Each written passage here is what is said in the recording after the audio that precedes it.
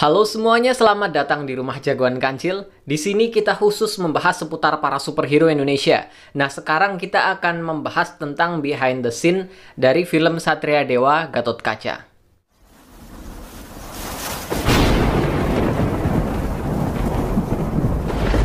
Seperti yang aku katakan di video sebelumnya, film Satria Dewa Gathotkaca akan merilis video behind the scene di balik layar pembuatan film Satria Dewa Gathotkaca pada tanggal 1 Oktober. Nah, kemarin pada tanggal 1 Oktober, mereka sudah mengupload videonya di Instagram Satria Dewa Studio. Jadi sekarang kita akan saksikan sambil membedah sedikit video behind the scene ini, oke? Langsung aja.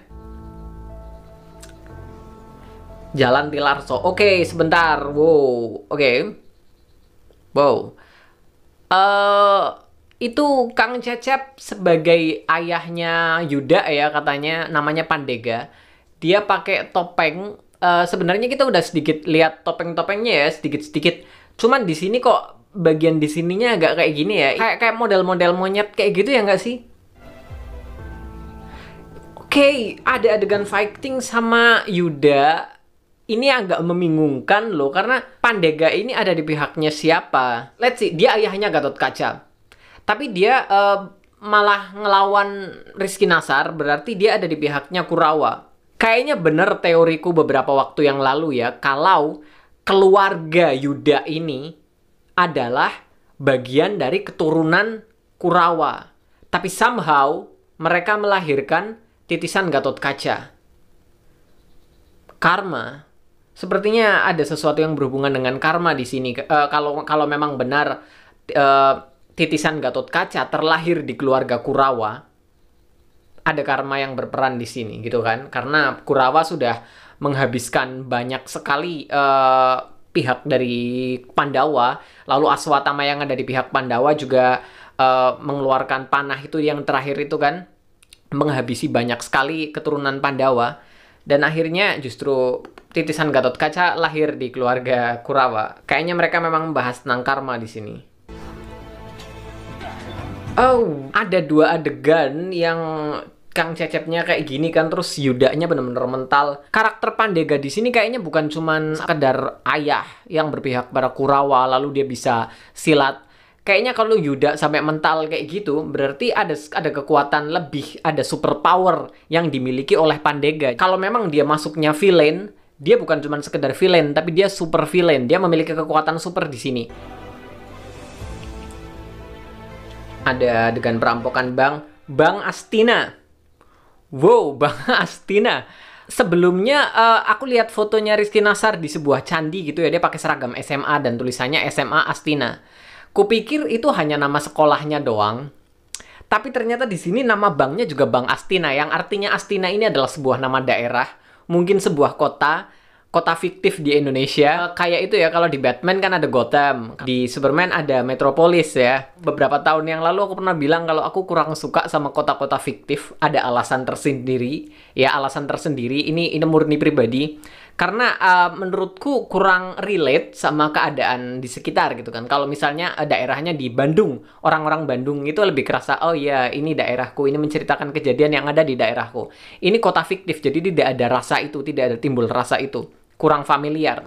Tapi then again, Astina, sebuah kota yang didasarkan dari kota zaman dulu, kota di zaman perang Baratayuda. Hati kecilku sih bilang aku suka ya. Aku suka kalau ada kota Astina kayak gitu kan, kota yang dasarkan dari kota-kota wayang. Aku jadi tertarik dengan mekanisme kotanya, bagaimana tempat-tempat yang ada di sekitar situ, budaya kota itu sendiri, atau mungkin ada tempat-tempat sekitar kayak candi-candi fiktif kayak gitu kan. Apalagi Astina kan dari pewayangan. Oh, jangan-jangan candi yang pernah mereka kasih lihat di foto sebelumnya itu candi fiktif di kota Astina. Iyakah? Kalau iya itu menarik banget loh. Di dinding-dindingnya itu ada sejarah, legenda, dan segala macam yang terukir dalam bentuk gambar di candi-candi itu kan. Bagaimana kalau mereka membuat candi fiktif yang berhubungan dengan titisan-titisan Pandawa dan Kurawa di sebuah kota fiktif yang bernama kota Astina. Lalu di dinding-dindingnya, temboknya ada ukiran-ukiran tentang sejarah Pandawa. Man, kalau itu alasannya, aku suka banget mereka pakai kota fiktif Astina. Aku suka banget. Oh, wow, wow, wow, wow, wow, wow, wow, wow, wow, wow. Oh, oke, wow. Oke. Oke. Wow, wow, bagian terakhir tadi banyak banget yang menarik loh. Pertama, mereka ada di sebuah gua yang merah banget. Ini kayaknya ada di dimensi Patala kayaknya kan. Terus di sini kita lihat ada Kang Yayan, ada Max Metino juga. Mereka ada di dimensi Patala. Terus Max Metino juga kayak gini tuh tadi kan. Entahlah, kayaknya Max ngeluarin kekuatan super di situ. Entah kekuatan apa. Apakah dia titisan dari salah satu karakter wayang? Lalu di Kang Yayan di sini kita lihat ada tato dan kita juga lihat simbol itu muncul di kostumnya Aswatama. Kenapa Kang Yayan ada? Kang Yayan ini posisinya di sini sebagai apa? Astaga. Kemarin ada yang bilang kalau misalnya Gatot Kaca ini sudah mengeluarkan banyak foto behind the scene dan juga video behind the scene, tapi tetap aja kita masih belum tahu apa-apa. Entah kenapa kita mendapatkan banyak sekali petunjuk-petunjuk asik gitu ya, tapi buat merangkai semuanya, itu kita masih belum tahu, kita masih belum bisa paham. Gini, kalau misalnya kita bandingkan dengan dua film superhero sebelumnya, Wiro Sableng dan Gundala. Oke, mereka tidak mengeluarkan banyak sekali ini itu sebelumnya, tapi setidaknya kita sudah punya buku sebagai acuannya, acuan kisah aslinya. Komik Gundala dan juga novel Wiro Sableng. Jadi sebelum filmnya tayang, kita udah tahu kalau misalnya Wiro Sableng ini muridnya Sinto Gendeng. Wiro Sableng punya kapak. Kalau Gundala ini bermusuhan sama Pengkor dan dia bisa mengeluarkan petir. Kita tahu gitu kan. Tapi kalau yang ini kita cuma tahu kalau ini adalah kelanjutan dari kisah perang Baratayuda dari masa lalu. Jutaan tahun setelah perang Baratayuda. Tapi di dunia modern sekarang kita masih belum tahu bagaimana ceritanya, bagaimana kondisi musuh dan jagoannya. Siapakah yang akan menjadi musuhnya, itu aja kita belum tahu. Oke, kita tahu musuh Gatot Kaca di sini adalah Aswatama. Tapi Aswatama yang ini siapa? Siapa yang jadi Aswatama? Apakah itu Profesor Arya? Apakah itu Kang Yayan? Apakah itu Pandega, Kang Cecep?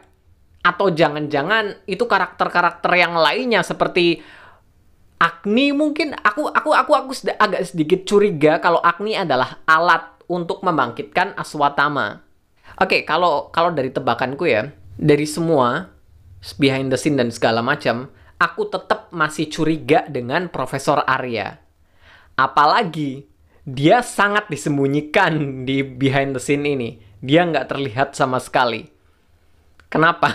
Kenapa dia masih disembunyikan gitu kan? Justru ini semakin mencurigakan kalau misalnya dia malah tidak diperlihatkan. Kita malah seakan-akan sengaja digiring untuk berpikir kalau antara Kang Cecep atau Kang Yayan yang jadi musuhnya. Which is sebenarnya mostly true ya. Kayaknya mereka memang berdua jadi musuhnya Gatot Kaca. Cuman kayaknya bukan jadi musuh Gatot Kaca yang utama.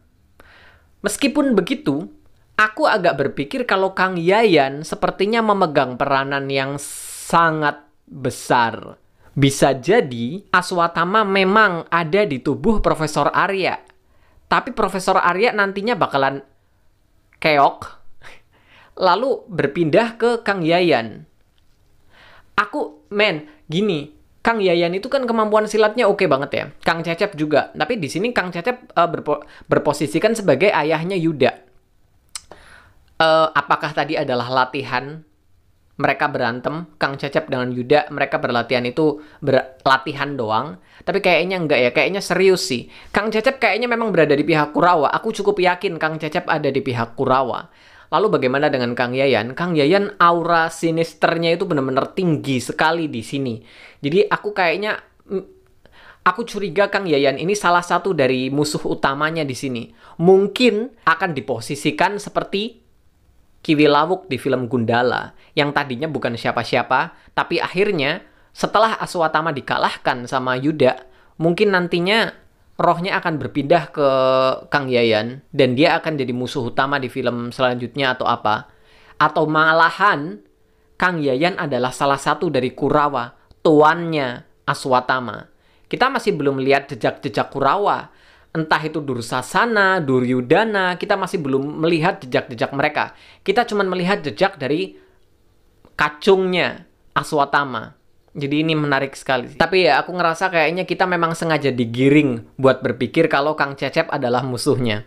Banyak sekali tis-tis di sana sini yang mencoba mengarahkan kita untuk berpikir Kang Cecep adalah musuhnya. Kayaknya nanti bakalan beda. Mungkin Kang Cecep memang di filmnya memang bakalan jadi musuh, tapi sebenarnya dia bukan musuh gitu loh. Kayak double agent yang sengaja berpihak sebagai musuh, tapi dia tetap berpihak pada anaknya, Yuda, titisan Gatot Kaca.